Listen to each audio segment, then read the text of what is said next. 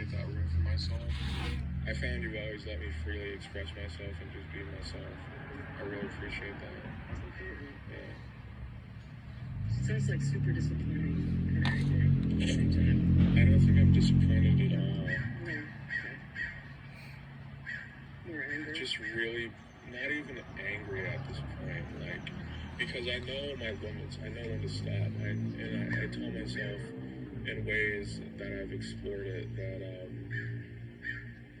you can't go down this path. Like, I find that in my experimentation, I balance it off with following destructive paths that should never be followed versus taking a step back and not doing any of that at all. Because I like to see both sides of it. So, for example, I would explore, what if I was just mad all the time and, like, never forgave anything and, like, and, I think I'm just saved by grace. Like, there's a higher force that doesn't allow me to go overboard. And I think, I'm very, calculated. And no, I don't know how, a lot of people could fall into this. They could be sociopaths or psychopaths. And that varies on a spectrum of very serious to, just mild personality disorders and stuff like that. I never got into that, but everyone has psychopathic tendencies, but mine is found in music. I don't feel like getting revenge. I just, spiteful. It's a respect thing. Mm-hmm. Yeah. I do remember, it does seem clear to me that, and I'm remembering that this was one of the things that you anticipated could happen, right? That you could be stopped at the door. The way I visualized it was, to be honest, I didn't think about it at all. I didn't think about how people can set boundaries of attending certain functions and events. The only thing I was thinking about was my stolen wallet. And how, right. I really thought that I wouldn't even get past the door. And I was on edge. I remember at work the same day before the night, in the afternoon, in the evening, I was on edge. I was going through so much shit. And I was listening to so much music, and I was, like, on edge. I didn't know what was going to happen. And, like, on top of all the losing the wallet, I was thinking to myself, I don't have a photocopy ID. They don't take photocopies of IDs. And so I won't even get in. So I didn't think about anything else, really. I didn't think about how... Because it's my innocence, I didn't think about how authority could come to me, or how, and that didn't happen. I don't know how, still. I must be doing something right, because most of the authority that I talk to is at my work, and I've been pulled over recently, actually, for not having my headlights on. He let me off. The guy was some type of rookie or something, or new, and that night, maybe he had nothing interesting to do. He seemed kind of new. He just pulled me over when I was leaving work, and I didn't have my headlights on because I turned my headlights on at the main road, and I didn't have it on when I was turning out of work. But it made me think about, you think about everything. I think that's a very obvious answer in context. Mm-hmm. I know how far something can escalate because I live in a very messed up world. Mm-hmm. You've experienced that. Everyone is exposed to some weird shit. Like, I've always retained my sanity. I never took it too far. Mm-hmm. And then the news is like toxic. Like, this is a lot less toxic than news and media. And so that, you know, just those are my thoughts. I could, you know. Because I remember the week before you lost your wallet, we were talking about it, and you were saying, you know, I might just get caught. I might just get stopped at the door. What if I get stopped at the door? That would be like the worst. And I said, what would happen if, you know, I got stopped at the door? It's like, the worst case scenario, what would I do? Yeah, what would you do? Yeah, that's right. What would I do? Yeah, you were thinking about that. Yeah. And I told myself, and I've come to this point once again, you can prepare all this all you want, but there's always going to be that something that just throws you off. It doesn't matter how much you think that you know that you're going to prepare for something.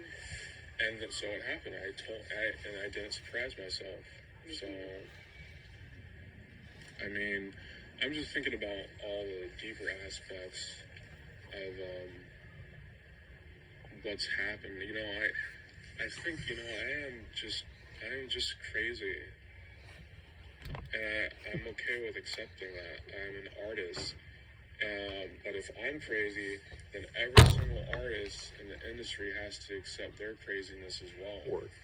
You know, if you're in art or the music industry or some type of art world, it's like Kanye saying, you know, we're all insecure, I'm just the first to admit it. I'm the first to admit it, this craziness. I just know that's how I am. You know, Drake is crazy, but no one, I mean, what could you talk about? You know, there's, you know, people see certain words as a representation of stereotypes. And when you think crazy, you think about someone like going crazy, like yelling and screaming, and like. But you can also be crazy subconsciously. I'm not crazy in the way I think. Everything that I do and say makes sense to me because I'm a very sensible person. I'm very rational, but it's clearly apparent there is craziness to this in me, and I accept that.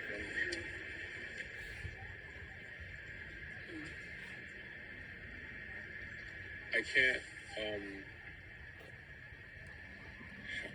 help someone understand something if they don't just come to me and just talk with me. And so what happened, you know, and so, you know, without this recording for myself, no one would understand anything. They would think only the shit that I put on Twitter of that audio recording. And so what happened, what did happen? I came to Lyft or Uber or whatever. I got some cigars before. I got straight off of work. I took a taxi, whatever you want to call it, to get some cigars. And, I saw a car crash on the way, and I heard it. I was like, you know, and that taxi cab, it was like, we're just, you know, sharing the experience. We're just in the city. You know, damn, I heard that too. It was like crazy. It's 30. And no, it was just some minor.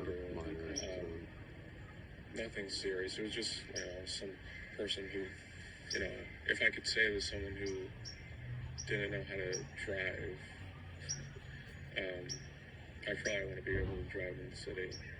It's too fucking but just busy. It's just crazy. They got out and, you know, we were passing it and they were just like freaking out or whatever. And, so you know, that happened like that, 20 minutes or like 15 minutes. De-escalate tensions inside the especially city. in a large, that was like the first thing that happened. Populated area on the way to get such as cigars. a city. And so anyway, I just got some cigars and I asked, you know, I went to the ATM. I asked after I got the cigars, can I go to the ATM across the street? Because I asked the people in the liquor store, or I asked the people in the liquor store, or the cigar shop, where the ATM is if they have an ATM. They didn't have an ATM, so they told me to go across the street, so I did that. So eventually I got to the club. I asked the guy to drop me off like half a block away because I didn't want to, that's the courtesy of me to not face the line, just drop out of the car and just go straight into a line. It seemed kind of discourteous to me.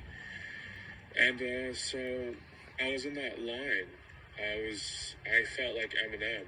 I felt like I had a purpose. I felt like I was different in that crowd. Like I have a lot of similarities between Eminem. He goes into stuff and he feels like an outsider. He's like, just observing, and that's how I felt.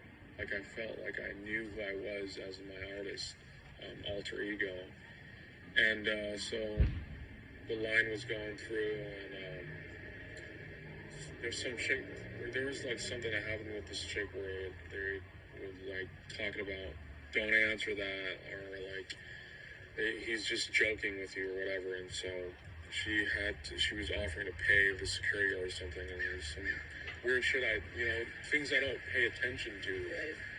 So the line keeps moving on, like the guard, I show him the phone. The first thing I show is my vaccination card on my phone, and then I swipe to my ID, and he's like, "You don't have a real ID?" My wallet got stolen a few days ago. He's like, "Jesus, dude, you don't have some type of debit card or something?" And so I show him the card. That's Mike, who was the last person I talked to at the club throughout this memory, everything that happened in the events. So he clears me. I tip him $20. He's like, "Really, man?" I was like, "Yeah, I appreciate it." I was saying it really humbly, really low voice, low tone, like I'm not trying to make this a big deal. So keep going through the line, and there's this couple in front of me smoking cigarette or some shit. Everyone's just really good vibes, and so I didn't stick out at all. Like I didn't fuck up the vibes at all or the energy. And so I come up to the window, and I think I didn't know what the window was for. I was like, "Is this a coat check?" She was like, "No, honey, this is for the tickets." And I was like, "Okay, cool." I give you the phone. I show you the QR code. Wait a minute. Just give me a second. She leaves the door, comes back. Basically, I didn't even think anything of it. And then, maybe 2 minutes, they're all conversing in the back or whatever. And this guy tells me, "So, as I've told you before, it's been requested that you don't enter the club." Basically, I asked again. It was requested what? Because I heard it right, but I just wanted him to kind of be in his boots a little bit and be, stern about it. And he told me the same thing again. I'm like, that's kind of fucked up. I was very civil about it. Why did that happen? And I'm not doing anything. What am I doing? I literally wasn't doing anything. I still don't think I've done anything apart from the emails, and I think I had the right to express myself freely about my relations on the artists that I'm going to.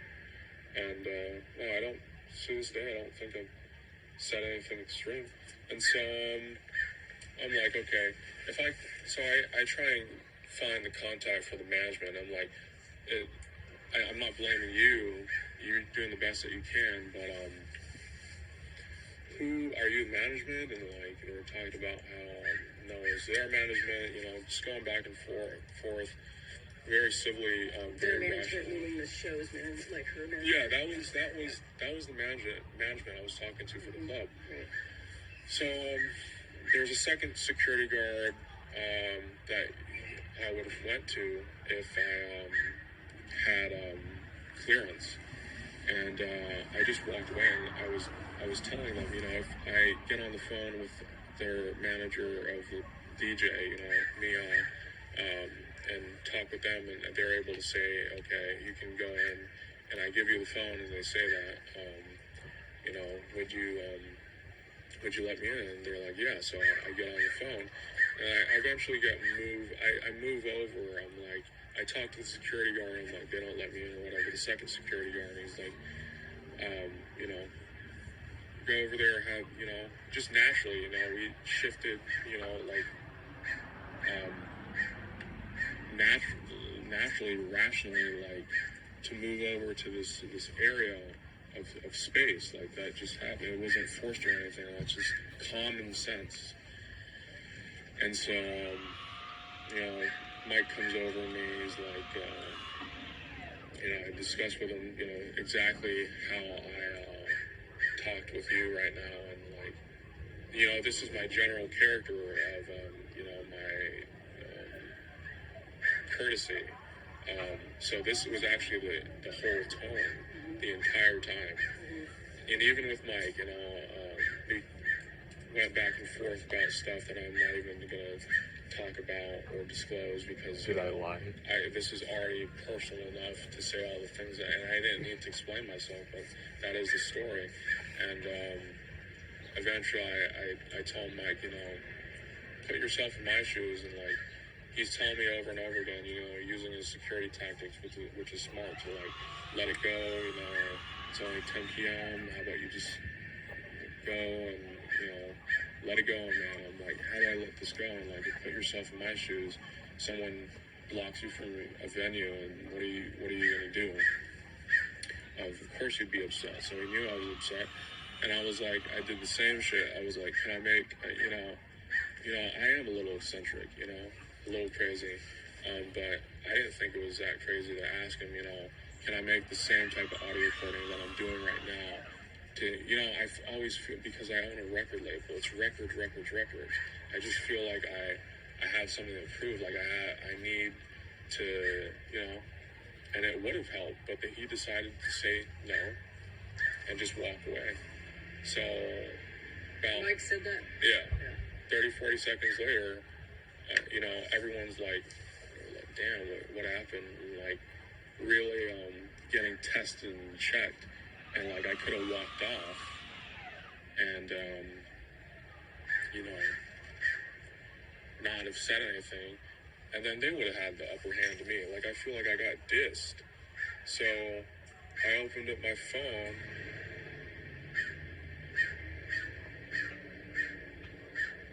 And that's kind of what it sounded like. That car driving through. That's what I sounded like. Yeah. And then I just left.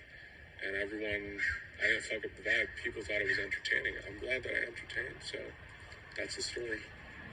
People thought it was entertaining for you to go up into your phone. Not only that, but just the whole incident, the whole thing. Like, I think that was entertaining. Like some type of little fuck around before they went into the club, you know, because I'm sure shit like that is handled a lot differently in drama.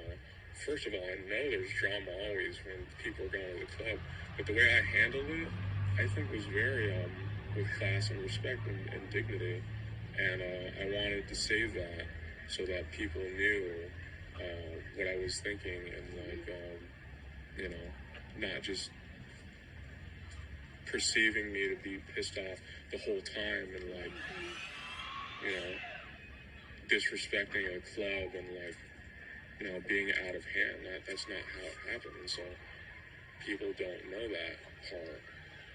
Did I lie?